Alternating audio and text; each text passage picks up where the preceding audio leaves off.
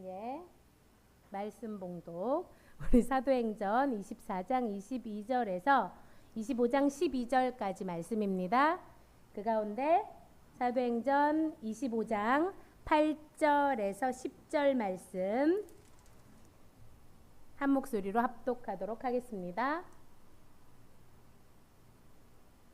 시작. 바울이 변명하여 이르되 유대인의 율법이나 성전이나 가이사에게나 내가 도무지 죄를 범하지 아니하였노라 하니, 베스도가 유대인의 마음을 얻고자 하여 바울더러 묻되, 내가 예루살렘에 올라가서 이 사건에 대하여 내 앞에서 신문을 받으려느냐? 바울이 이르되, 내가 가이사의 재판 자리 앞에 섰으니 마땅히 거기서 신문을 받을 것이라. 당신도 잘 아시는 바와 같이 내가 유대인들에게 불의를 행한 일이 없나이다. 아멘. 예, 오늘은 진리를 알지니 진리가 너희를 자유롭게 하리라 라는 말씀으로 박철수 목사님께서 말씀 전해 주시겠습니다. 기도드리고 말씀 전하기로 하겠습니다. 하나님 아버지, 은혜와 사랑을 감사를 드립니다. 아버지, 비를 주심도 감사를 드립니다. 저희 마음속에, 메마른 마음속에 성령의 단비로 아버지 축축히 적셔 주옵소서. 이 시간 함께하여 주옵소서. 예수님 이름으로 기도드립니다. 아멘. 지금 전 세계도 그렇고 특히 우리나라 같은 경우는 정말로 기도를 많이 해야 되겠다 이런 생각이 들잖아요.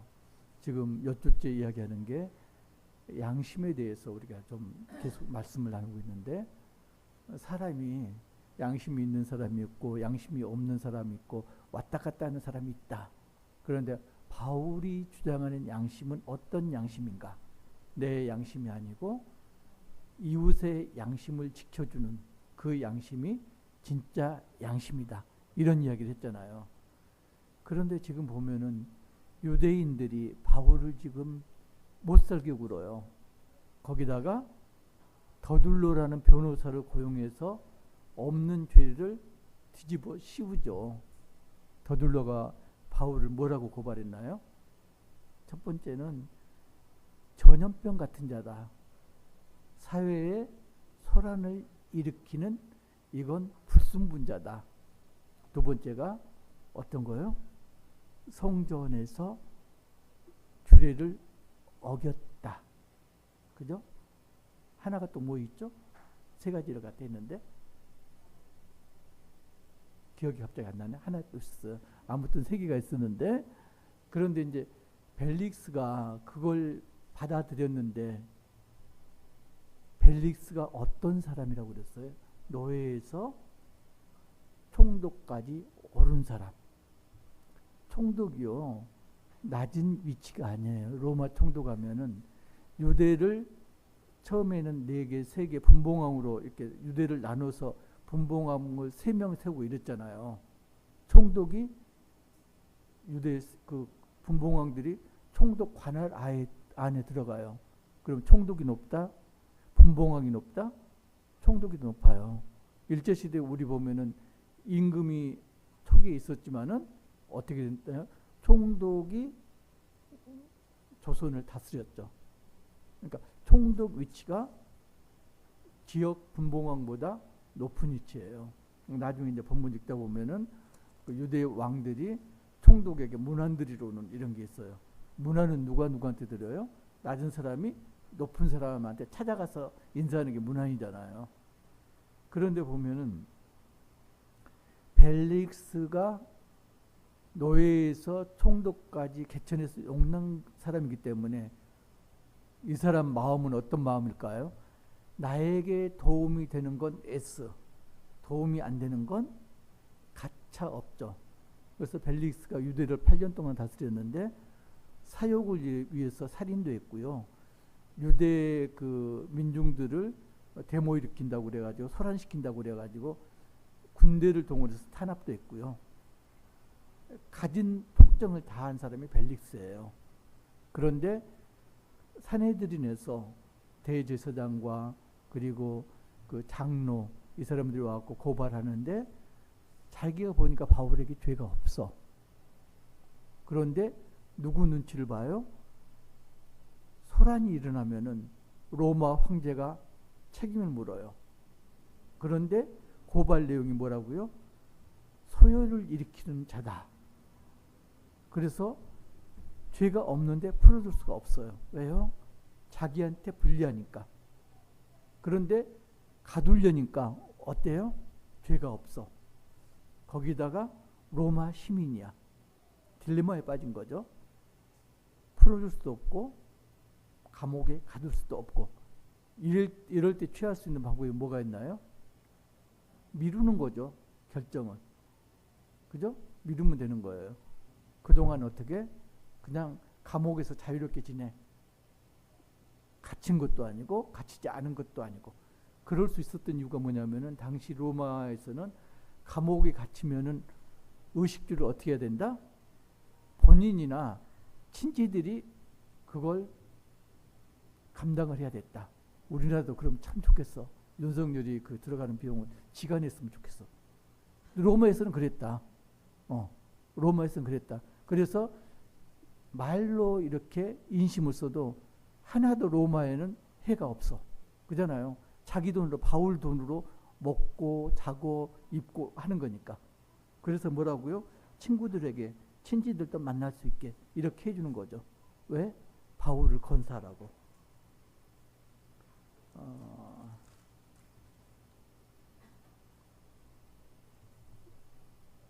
그래서 그 24장 22절 보면은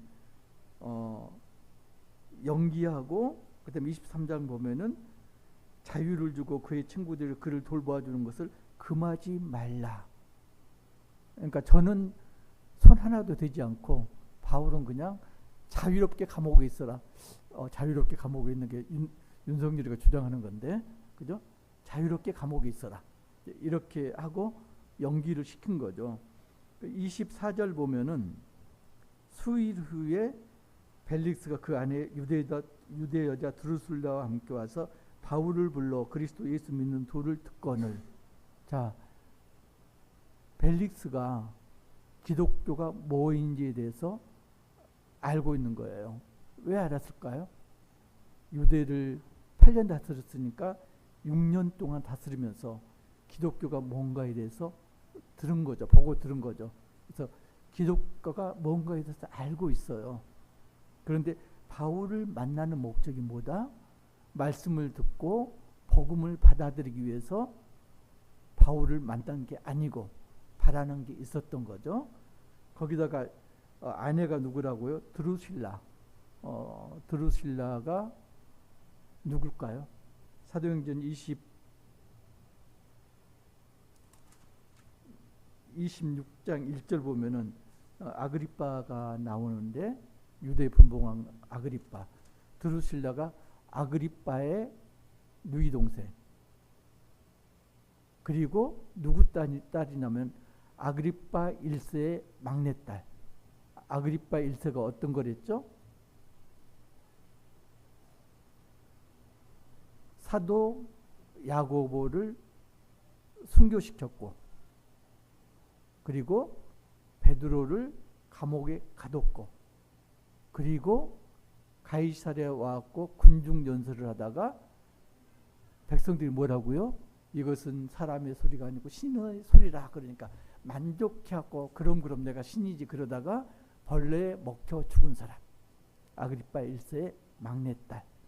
더 올라가면은 세례 요한을 누구의 요청에 의해서 목을 뱉나요? 헤로디아. 헤로디아가 딸 살로메를 시켜서 요한의 목을 소반에 담아서 내게 주셨었잖아요. 헤로디아의 조카딸. 악녀들 집안이네요. 그죠? 그런데 드루실라가 그냥 결혼한 게 아니고요. 그 당시 그 작은 왕국의 왕하고 결혼했어요. 몇 살 때? 10대 아마 중반쯤 결혼했던 것 같아요. 그리고 벨릭스하고 눈이 맞아가지고 10대 후반에 벨릭스하고 결혼을 한 겁니다. 그러니까 대단한 거잖아요. 10대 후반 소녀가 저 보잘것없는 왕보다는 벨릭스 총독이 나를 만족시켜 줄 수 있어. 그리고 남편을 버리고 이렇게 벨릭스하고 결혼을 한 거죠. 근데 이런 사람이에요. 와갖고 둘이 와서 복음을 듣겠다고 앉아 있습니다. 그래서 25절 보면 바울이 의와 절제와 장차 오는 심판을 강론하니, 바울은 자기 일을 합니다. 복음을 전했습니다. 대상이 어떻든 간에 듣든지 말든지 그건 하나님 목, 그죠? 너는 복음을 선포해라. 복음을 선포했습니다. 벨릭스가 두려워했습니다. 그리고 지금은 가라. 나중에 틈이 있으면 너를 부르리라. 왜 두려워했을까요? 양심에 찔린 거죠. 자기가 한 일 있잖아요. 살인했고 폭정 저질렀고 그 다음에 이혼하지도 않은 여자하고 결혼했잖아요. 그죠? 이런 게 있는 거죠. 찔려가지고 내가 지금 가, 나중에 부를게. 그리고 26절 보면은 이제 목적이 나옵니다. 바울을 자주 만나는 목적이 뭐다? 돈을 받을까 하고, 아니 감옥에 있는 죄수한테 무슨 돈을 받아요? 그런데 벨릭스가 뭘 들었다? 바울이 곳곳을 돌아다니면서 헌금을 거뒀다. 그러면 그 헌금을 어떻게 했다? 바울이 숨겨놨을 거다. 바울이 부자다. 그래서 그 돈을 바라고 지금 자주 불러서 이야기를 했더라. 27절 보면 이태가 지나. 이태면 몇 년인가요? 이래는 며칠? 이래는 7일이 이래잖아요. 이태는 7년? 2년. 그러니까 얘들이 이제 여기서 혼동하죠. 이래하고 이태하고 그러면은 이래가 7일이니까 이태도 7년일 거야. 이태는 2년. 2년이 지난 다음에 벨릭스 후임으로 누가 왔다? 베스도가 왔다. 베스도가 오기로 되어 있으니까 벨릭스가 어떻게 하냐면은 바울을 베스도가 올 때까지 구류를 시켜놨다. 왜? 유대인의 마음을 얻고자. 그러니까 오로지 뭐다? 벨릭스 속에는 뭐가 있다? 자기한테 도움이 되는 거라면은 남한테 해가 되더라도 그걸 시행하는 사람이었다. 그런 재밌는 게요. 지금 벨릭스가 바울을 구류시켜 놓고 재판을 연기한 게 몇 년? 2년 동안. 그리고 그 제대로 다스리지 못한 책임을 물어가지고 로마로 소환됩니다. 2년 후에 그게 8년째 소환됩니다. 그리고 후임으로 베스도 총독이 옵니다. 25절 보면은. 그런데 완전히 정반대입니다. 베스도가 부임한 지 3일 후에 가이사랴에서 예루살렘을 오가니 3일 동안 가이사랴에 있었고요. 그리고 예루살렘에 올라갔습니다. 그리고 올라갔더니 누가 와요? 대제사장과 유대인 중 높은 사람들이 바울을 고소했습니다. 2년이 지났는데도 여전히 산헤드린에서는 바울을 고소했습니다. 재차 고소를 합니다. 이때 대제사장이 누구냐면은 전에 대제사장이 아니고 대제사장이 바뀌었습니다. 대제사장이 바뀌었음에도 불구하고 여전히 바울을 고소를 합니다. 왜 고소했나요? 전에 고소할 때하고 지금 상황이 똑같습니다. 전에는 유대인 40명들이 바울을 위해서 죽이기를 작정하고 메보가에 있다가 바울을 가이사랴로 압송할 때 살해할 것이다. 이랬는데 지금은 뭐냐면은 바울을 가이사랴에서 예루살렘으로 오는 도중에 메보가였다가 죽이고자, 그래서 베스도가 뭐라고요? 바울을 가이사랴에서 예루살렘으로 불러 올려서 재판을 합시다. 지금 이런 거예요. 근데 4절 보면은 내가 조금 있다가 가이사랴로 갈 거야. 너희들이 고소할 것 같으면 나를 따라서 같이 가이사랴로 가자. 역제안을 합니다. 그래서 6절 보면은 예루살렘에서 8일에서 10일 정도 있다가 가이사랴로 갔는데 베스도가 보면요, 가이사랴에 도착해 갖고 그 다음 날 재판을 시작합니다. 벨릭스는 2년 걸린 2년째 연기한 재판을 베스도는 부임해서 그 다음 날 재판을 합니다. 그리고 바울을 불러옵니다. 그래서 예루살렘에서 같이 간 유대인들이 바울을 여러 가지 사건으로, 그러니까 그 여러 가지라는 게 전에 있던 사건에다가 로마 황제에 대해서 반역했다. 여기까지 이제 포함되는 그런 걸 했습니다. 8절 보면 바울이 변명하여 이르되 유대인의 율법이나 성전이나 가이사에게나 내가 도무지 죄를 범하지 아니하였노라. 가이사가 누구죠? 케사르, 로마 황제, 이름이 아니고 직함이죠. 우리가 이집트 왕을 바로 그러잖아요. 똑같이 로마 황제를 가이사, 케사르라고 이렇게 하는 거죠. 그런데 어떻게 하나요? 베스도가 여기서 마음이 흔들립니다. 지금까지는 아주 공정하게 재판하겠다, 신속 정확하게 하겠다 이렇게 했는데 9절 보면은 베스도가 유대인의 마음을 얻고자 하여 바울더러 묻되 내가 예루살렘에 올라가서 이 사건에 대하여 내 앞에서 신문을 받으려느냐. 지금 누구의 편을 든다?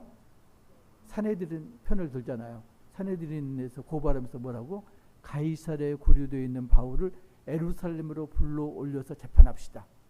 지금 베스도가 지금 그 이야기를 하는 거잖아요. 유대인 마음을 얻고자. 10절 바울이 이야기합니다. 내가 가이사에게 재판을 받겠다. 그리고 11절 보면은 한 목소리로 시작.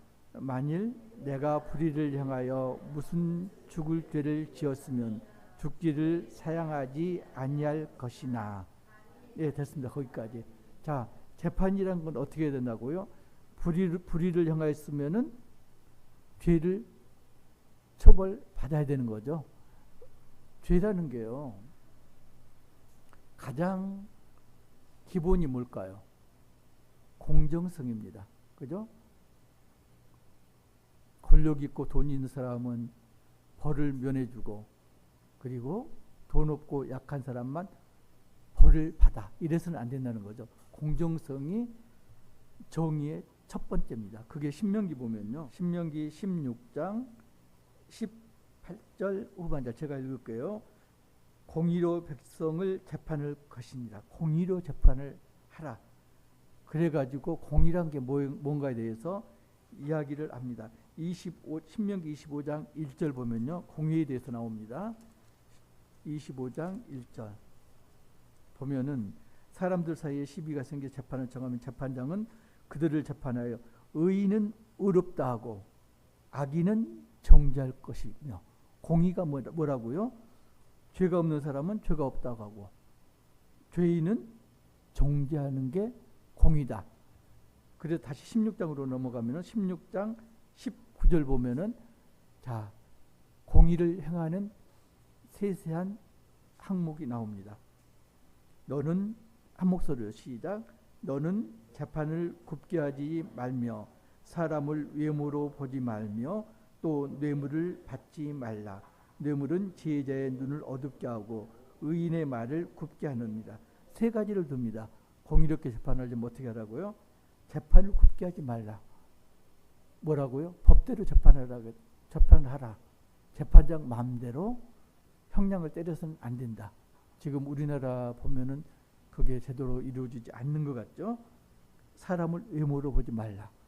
외모라는 게 그냥 잘생긴다 못생긴다 이거 보지 말라는 게 아니고요. 돈 있는 사람인가, 권력 있는 사람인가, 낮은 사람인가, 이걸 보지 말라. 평등하게 되어라. 세 번째가 뇌물을 받지 말라. 자, 사회에서 떠도는 말이 있습니다. 돈을 썼는데도 일이 해결이 안 됐어. 그러면은 이야기를 합니다. 뭐가 문제다? 돈이 부족했다. 돈을 더 쓰면은 반드시 해결이 된다.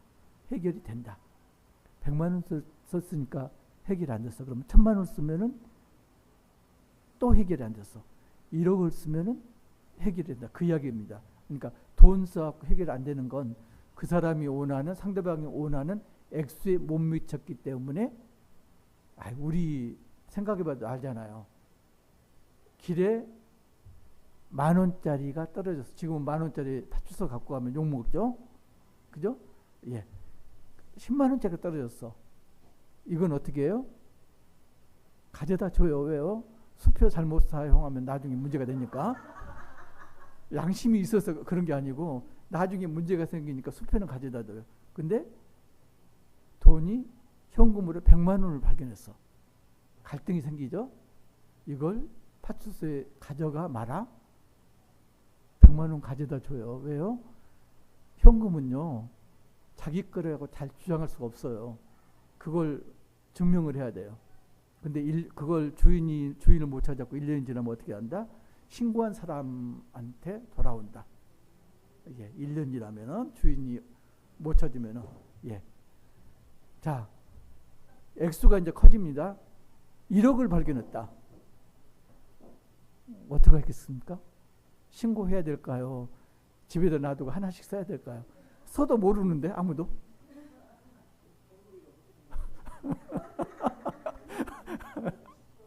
지금 뇌물이라는 게 그런 겁니다. 뇌물을 써가지고 형량이 감소가 안 됐다 그러면은 뇌물을 적게 써서 형량이 그러지 말라는 이야기죠. 재판관들은. 근데 보면요, 트럼프 유엔에서 연설하는 게 1시간 가까이 57분인가 연설했잖아요. 보통 나라들은 연설 시간이 15분에서 대충 한 20분 정도. 트럼프만 3배 이상을 자화자찬하는데, 나는 노벨 평화상을 받아야 돼. 자화자찬하는데 1시간을 썼습니다. 공평한 게 아니에요, 절대로. 그죠?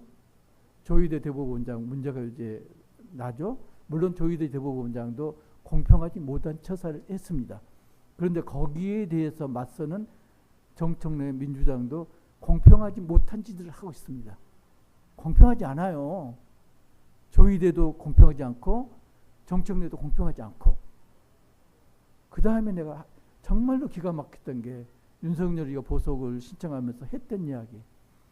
나는 재판에 나가고 싶어도 나갈 그런 여건이 안 된다. 1.8평 독방에 갇혀가지고 나는 생존하기 위해도 급급하다. 만약 보석을 시켜주면은 내가 건강을 회복해가지고 재판에도 협조를 하겠다. 아니 무슨 개소리입니까 이게? 아직도 자기가 떨받침한 특권층에 있는 특권의식을 그대로 가지고 있는 그런 겁니다. 그게 보면요, 구약시대에도 그게 면면이 일어났습니다. 신명기 그 내용이 우리가 읽어봤던 공의가 지켜져야 되는데 그걸 이루려고 노력한 사람은 딱 한 사람, 솔로몬이 그랬죠. 솔로몬이 성전을 지어놓고 108번제를 드린 다음에 하나님께서 나타나서 그랬죠. 뭘 원하느냐. 그게 열왕기상 3장 9절 보면은 뭘 원했습니까? 지혜를 원했습니다. 듣는 마음을 종에게 주사 주의 백성을 재판하여 선악을 분별하게 하옵소서. 의인은 어렵다 하고 악인은 정죄할 수 있는 그런 지혜를 주옵소서. 하나님께서 어떻게 하셨냐? 너는 부귀도 구하지 않고 장수도 구하지 않았고 지혜를 구했으니까 내가 나머지도 주겠다. 하나님께 그랬습니다. 그리고 사무엘상 8장 3절 보면은 사무엘의 아들들이 나옵니다. 사무엘이 늙었습니다. 재판할 여력이 안 됩니다. 그래서 아들들이 사무엘 대신에 재판을 합니다. 사사가 됐습니다. 아들 이름이 누군가요? 요엘과 아비야. 사무엘상 8장 3절 보면은 그의 아들들과 요엘과 아비야가 자기 아버지의 행위를 따르지 않고 사무엘처럼 재판을 하지 않고 이익을 따라 뇌물을 받고 판결을 굽게 하니라. 신명기 말씀을 어겼습니다. 이게 지금 사무엘 때부터 지금까지 면면이 이거 전통이라고 하면 안 되는데 전통처럼 면면이 이어져 오고 있습니다. 이익을 따라 뇌물을 받고 판결을 굽게 하니라. 그 다음에 사무엘하 15장 4절 여기 보면은 이게 이제 집권 세력들이 희생양을 만드는 인민재판하는 방법인데 압살롬이 나옵니다. 압살롬이 누구죠? 압살롬이 반역을 일으켜서 다윗을 쫓아냈잖아요. 근데 그 전에 압살롬이 귀향을 갔다가 돌아왔습니다. 왜 귀향을 갔나요? 누이 동생 다말을 욕보인 한 사람 형제뿐만 아니라 모든 형제들을 다 죽여버렸잖아요.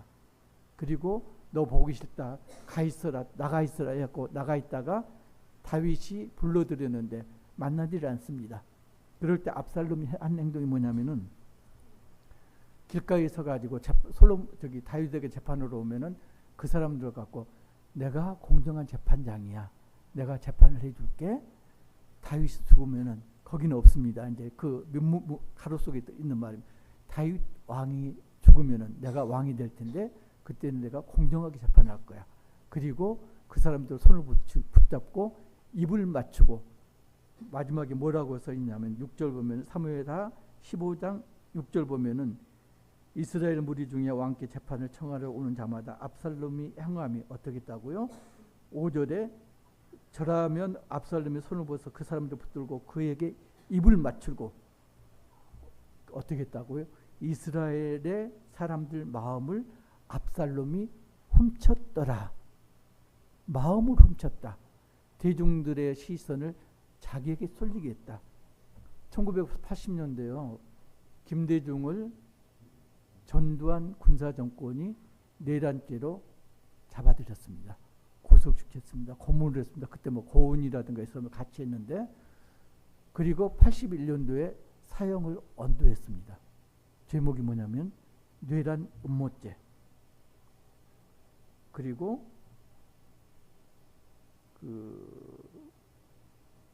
국가보안법 위반. 그 전에 어떤 일이 있었나요? 박정희 대통령 시절에 정보부인가요? 그때 그 당시에 안기부인가요?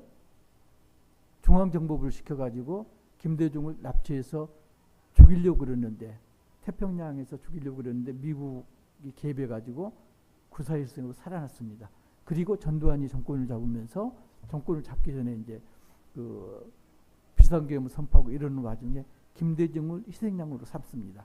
그래서 내란 음모죄, 그다음에 국가보안법 위반으로 김대중에게 사형을 시켰습니다. 거기에 동조한 검사들하고 판사들도 문제지만은 더 문제가 누구다? 언론들이었습니다. 언론이 아닌 건 아니라고 해야 되는 거죠. 언론이 뭐라고 그랬나? 그 정부에서 발표한 그대로 김대중 사건을 용공 사건으로 몰아가는 한편 김대중에 대한 부정적 이미지 형성에 열을 올렸다. 그게 일부 극우 세력들이 지금까지도 김대중이 내란 획책했다, 국가보안법을 위반했다 이렇게 주장하는 그런 겁니다. 한학자가요. 한학자가 누군지 아세요? 통일교 총재인데 이제 참 하늘 어머니, 참 하늘 아버지 문선명이 죽고 참 하늘 어머니인 한학자가 통일교 총재가 됐죠. 통일교라고 지금은 안 하고요. 뭐라고 그러나요? 이름이 세계 그 가정연합인데, 예, 무슨 가정연합? 예, 세계 평화 통일 가정연합 이렇게 바뀌었습니다. 중요한 게요. 가정연합을 주장하는 데 있어요. 가정연합. 왜 가정을 주장했을 건가? 이 사람들 저도 이제 모르다가 설교 준비하면서 이제 이 사람들 왜 이럴까? 문선명이를 왜 하나님 아들 예수님 동생이라고 할 것인가?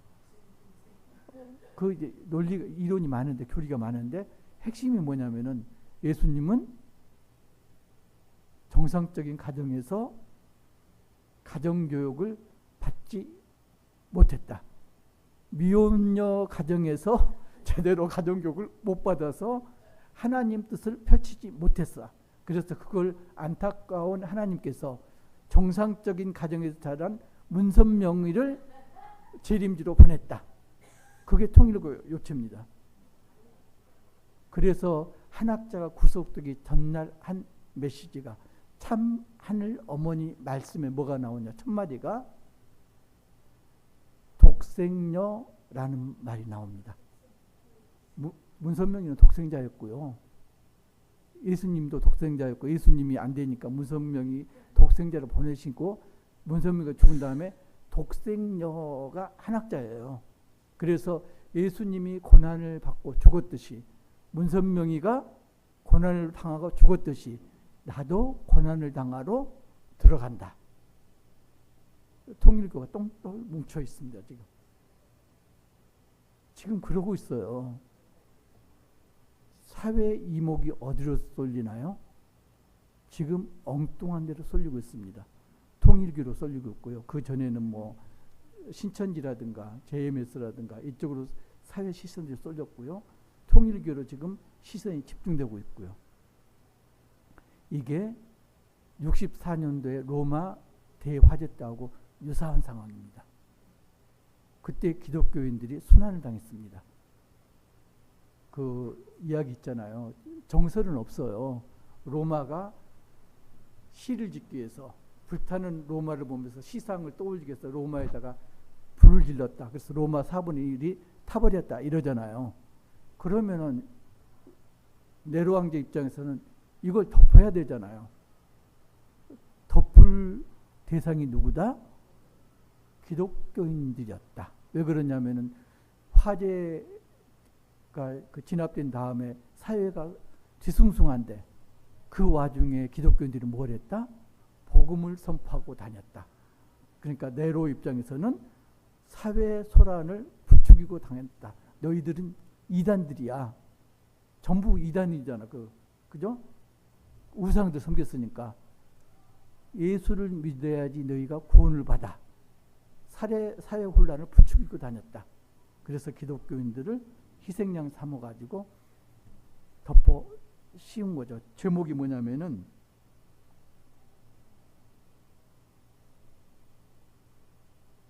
제목이 재밌는 건데 인류 혐오죄인가 그래요. 그 제목을 뒤집어 썼고 기독교인들을 탄압했다. 지금 이 사회에서요. 지금 정쟁이 심합니다. 삼권 분립이 돼야 된다고. 삼권 분립이 돼야 되는 게 맞아요. 반드시 돼야 되는데 착각하고 있는 게 뭐냐면은 삼권이 분립해가지고 각자 제 할 일을 하는 게 분립이 아닙니다. 삼권 분립의 목적은 뭔가요? 권력이 한쪽으로 쏠리지 못하도록 각자 전제를 하는 게 삼권 분립의 최종 목적입니다. 그러니까 정치 판사, 정치 검사가 있다는 뭔가요? 그 이야기는 권력이 쏠려 있다는 이야기죠. 그걸 못하도록 막는 게 진정한 삼권 분립입니다. 근데 그걸 아무도 이야기를 하지 않고 있어요. 거기다 또 하나 뭐가 문제가 된다? 언론이 문제가 돼요. 언론이 정말로 내가 윤석열이 취임할 때 그 MBC 순환 당한 거 보면서 언론이 다 죽었구나. 저건 언론이 다 일어서야 되는데 전부 입 닫고 거기에 동조하는 기사를 내고 있잖아요. 말도 안 되는. 가장 큰 책임은 누구에게 있다? 언론에게 있다. 그런데 그 언론보다 더 큰 책임은 누구에게 있다? 기독교인들에게 있다. 사회는 지금 기독교인을 희생양 삼으려고 합니다. 그런데 우리는 양심을 지키려면 어떻게 된다? 그 사람들이 양심을 지킬 수 있게끔 만들어야 된다. 그게 뭔가요? 복음을 선포해서 그 사람들이 복음을 받아들여서 양심을 회복하도록 만들어야 된다. 아모스 5장 24절에 보면 거기 나오죠. 오직 정의를 물같이 공의를 마르지 않는 강같이 흐르게 할지어다. 지금 공의가 강처럼 흐르고 있나요? 정의가 물처럼 흐르고 있나요? 전혀 그렇지 않잖아요. 그 책임이 누구한테 있다? 우리한테 있다. 기독교인들에게 있다. 바울이 사면 초과 상황에서 끝까지 복음을 전하잖아요. 그리고 나는 로마 황제에게 반항하지 않았다. 사회의 소란을 일으키지 않았다. 유대교를 헐뜯지 않았다. 규례를 어기지 않았다.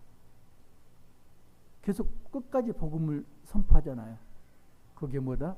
듣든지 말든지 너는 네 할 일을 하라. 복음을 선포하라. 지금 현재 우리에게 주어진 책무가 뭐다? 그 사람 정죄하는 것도 물론 중요합니다. 잘못했으니까. 그런데 그거보다 더 중요한 게 뭐다? 그들을 위해서 기도하고 그들에게 복음을 선포하는 게 보다 더 중요하다. 마지막으로 요한복음 8장 32절 오늘 설교 제목이요. 한 목소리로 우리가 외치고 말씀을 마치도록 하겠습니다. 시작. 진리를 알지니 진리가 너희를 자유롭게 하리라. 기도드리겠습니다.